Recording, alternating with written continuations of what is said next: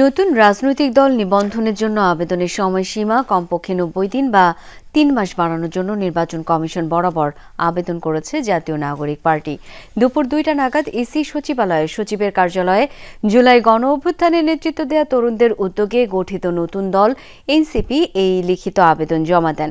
এ সময় উপস্থিত ছিলেন এনসিপির যুগ্ম আহ্বায়ক মুজাহিদুল ইসলাম শাহীন ও তাজনুবা জাবিন এবং সদস্য মনিরুজ্জামান। আবেদনপত্রে উল্লেখ করা হয়েছে, নির্বাচন ব্যবস্থা সংস্কার কমিশনের সুপারিশের আলোকে প্রয়োজনীয় আইন ও বিধি প্রণয়ন বা সংশোধন করে নিবন্ধন কার্যক্রম শুরু হওয়া দরকার। এছাড়া মৌলিক সংস্কারের আলোকে নির্বাচন কমিশন পুনর্গঠন, নতুন রাজনৈতিক দলের নিবন্ধন, বিদ্যমান নিবন্ধিত দলের নিবন্ধন হালনাগাদ করা আবশ্যক। ইলেকশন কমিশন সচিবালয়ে আমাদের দলের পক্ষ থেকে একটি আবেদন জমা দিই। সেখানে নির্বাচন কমিশন সংস্কার ও রাজনৈতিক দলের নিবন্ধনের জন্য সময়সীমা বৃদ্ধির জন্য অন্যান্য ৯০ দিনের আবেদন করি। অন্যান্য মানে সর্বনিম্ন ৯০ দিন বর্ধিত করার আবেদন করি।